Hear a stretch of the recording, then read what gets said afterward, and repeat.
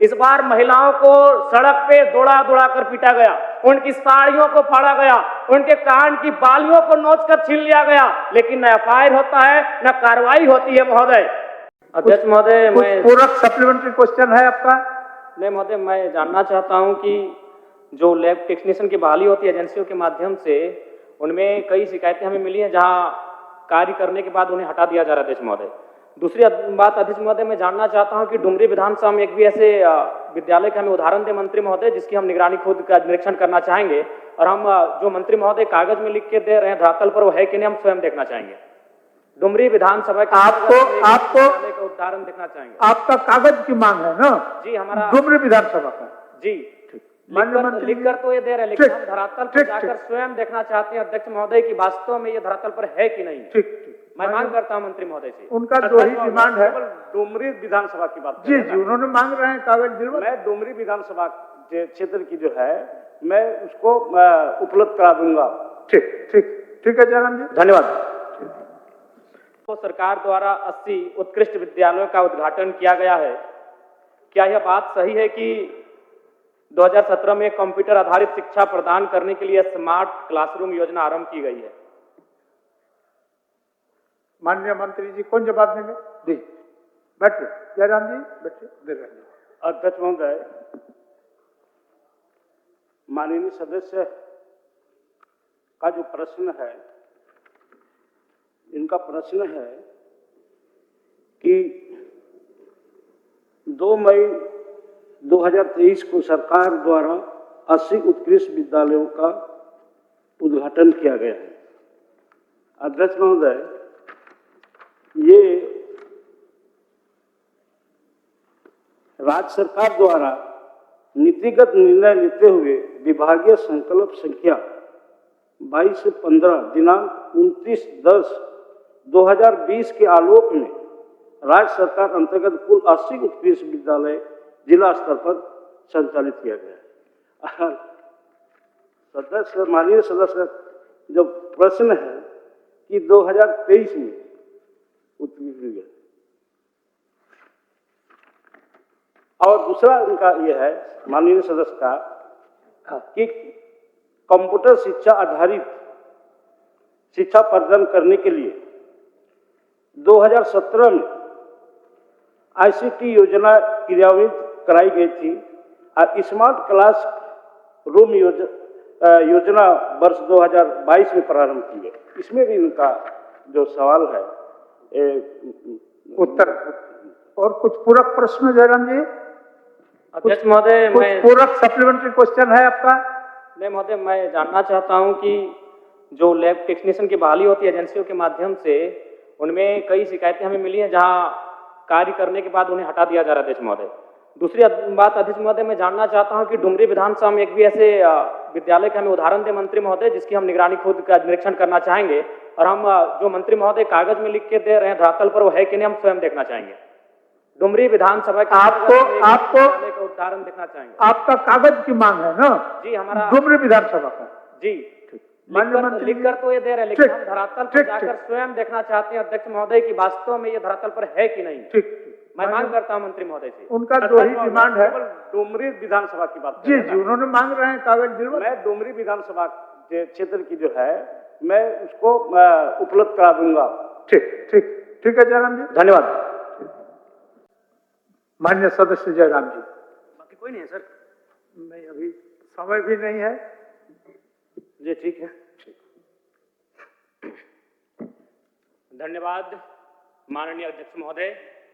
आज मैं महामहिम राज्यपाल महोदय के द्वारा प्रस्तुत अभिभाषण पे हो रहे वाद विवाद पर अपनी प्रतिक्रिया देने के लिए आया हूं। महोदय, एक छोटी सी कहानी मैं बताना चाहूंगा। एक महिला थी, उसकी छोटी बच्ची जिसकी उम्र 5 वर्ष थी, वो अपनी माँ से आकर पूछती है कि माँ, छोटे भाई का मृत्यु कब होगा? तो माँ ने पूछा कि बेटी तुम ऐसा क्यों कह रही हो, अपने छोटे भाई को मरने के लिए क्यों कह रही हो?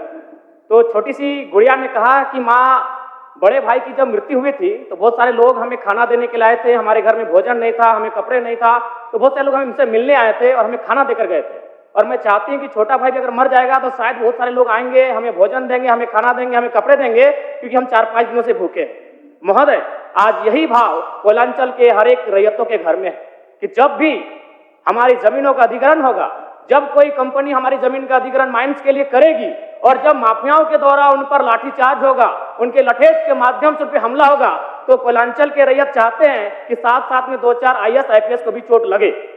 क्यों लगे? न विगत कुछ दिन पहले बागमारा में एक घटना घटी थी, हिलटॉप कंपनी का मामला था, DSP महोदय घायल हुए थे। सरकार ने वीडियो कॉल से बात किया था, सरकार ने उस मामले को संज्ञान में लिया था, लेकिन ठीक उसके कुछ दिन बाद सिंदरी के सुरंगा में फिर एक घटना घटती है। इस बार महिलाओं को सड़क पे दौड़ा दौड़ा कर पीटा गया, उनकी साड़ियों को फाड़ा गया, उनके कान की बालियों को नोचकर छीन लिया गया, लेकिन न FIR होता है न कार्रवाई होती है महोदय। इसी प्रकार से आज एक मामला संज्ञान में आया है। मैं सदन को सचेत करना चाहूंगा, ये मामला मांडू का है महोदय। मांडू के प्रभावित गांव बसंतपुर, पचड़ा, कोतरे, बालमहुआ, हुरदाग, रहवान, पचमो, इचाकडी, बरगैया, ठोठाटा, लइयो, दनिया, यहाँ एक कंपनी है, उस कंपनी का नाम है पावर मेक लिमिटेड और उसकी सहयोगी कंपनी अमर इंडिया लिमिटेड। इनके माध्यम से खनन का कार्य होना है अध्यक्ष महोदय। विगत 2-3 दिनों से लगभग 500 की संख्या में महिलाएं धरने पर बैठी हैं। यह मामला मैं सरकार को आपके माध्यम से संज्ञान में देना चाहता हूं। अगर सरकार संवेदनशील है, क्योंकि लॉ एंड ऑर्डर की बात करती है, ये सामाजिक न्याय की बात करती है, विधि कानून की बात करती है, तो भारतीय संविधान आर्टिकल 14 कानून के समझ सबको बराबरी की बात करता है। एक DSP घायल हुए, आपने लॉ एंड ऑर्डर को हाथ में लिया, DIG IG ने मार्च किया, DSP ने संज्ञान में लिया, DC घटनास्थल पर गई, लेकिन जब ग्रामीणों को पीटा जाता है, जब ग्रामीणों की जमीनों को जबरन लिया जाता है, कानून अपनी प्रतिक्रिया क्यों नहीं देता अध्यक्ष महोदय? इसलिए मैं एक गंभीर मामला आपके संज्ञान में देना चाहता हूं महोदय। भारतीय संविधान आर्टिकल 301 कहता है, क्योंकि इससे पहले जो जमीन का मामला था वो हमारा मौलिक अधिकार था, लेकिन संशोधन करते हुए 300A में डाला गया है। वर्तमान वो हमारा मौलिक अधिकार न होकर संवैधानिक अधिकार है अध्यक्ष महोदय। और वो क्लाउज कहता है कि जिसके पास भूमि नहीं है सरकार उसे भूमि आवंटित करेगी, लेकिन यहाँ दुर्भाग्य इस राज्य का कि जिनकी भूमि है सदियों से, हजारों वर्षों से वो भूमि पर वो जोत खोड़ करते हैं, और आज लगता है कि ब्रिटानिया हुकूमत बरकरार है, ईस्ट इंडिया कंपनी का शासन इस राज्य में बरकरार है। आज इसी प्रशासन के जोर पर आज उनकी जमीनों का जबरन अधिग्रहण किया जाता है। मांडू का मामला को संज्ञान में लीजिए, सुरंगा का मामला संज्ञान में लीजिए, भौरा का मामला संज्ञान में लीजिए अध्यक्ष महोदय, क्योंकि रोज रोज आपके DSP घायल होने का इंतजार मत कीजिए। विधि के समक्ष अगर सब बराबर हैं तो रैयतों को भी जान जाती है, रैयतों को भी चोट लगता है। इस मामले को संज्ञान में लेंगे महोदय। महोदय, मैं आगे कहना चाहूंगा, अभी वरिष्ठ नेता ने कहा लॉ एंड ऑर्डर, मैं मानता हूं कि लॉ एंड ऑर्डर आपका है, लेकिन कहां अध्यक्ष महोदय? गांवों में, खेतों में, खलिहानों में, बालू और कोयला के खदानों में, माफियाओं की जेब में आपका लॉ एंड ऑर्डर है महोदय। मैं पढ़ के बताना चाहूंगा, ओबी डंपिंग को लेकर भिड़ंत, फायरिंग, बमबाजी, रेती जमीन पर ओबी डंप किए जाने को लेकर पहले भी हो चुका है संघर्ष, चले थे गोली बम, मामला जीनागोड़ा का। देव प्रभा आउटसोर्सिंग के समर्थकों व ग्रामीणों में झड़प, पत्थरबाजी व फायरिंग, तीसरा थानेदार का हाथ टूटा। अचानक बमबाजी व फायरिंग से मची भगदड़, पुलिस की मौजूदगी में एक दूसरे पर पत्थर बरसाते लोग। मैंने कहा लॉ एंड ऑर्डर है अध्यक्ष महोदय। कहां? गांवों में, खेतों में, खलिहानों में, कोयला के खदानों में, माफियाओं की जेब में अध्यक्ष महोदय। मामले को गंभीरता पूर्वक संज्ञान में लीजिए अध्यक्ष महोदय। फिलहाल मांडू के मैंने जिन गांवों का नाम जिक्र किया है, अभी भी 500 महिलाएं धरने पर बैठी अध्यक्ष महोदय। अगर सरकार इस मामले को गंभीरता पूर्वक नहीं लेती अध्यक्ष महोदय, तो बागमारा और झरिया जैसी घटनाएं मांडू में घटित होने में देर नहीं लगी अध्यक्ष महोदय। इसलिए मैं चाहता हूं कि इस मामले को आप संज्ञान में ले।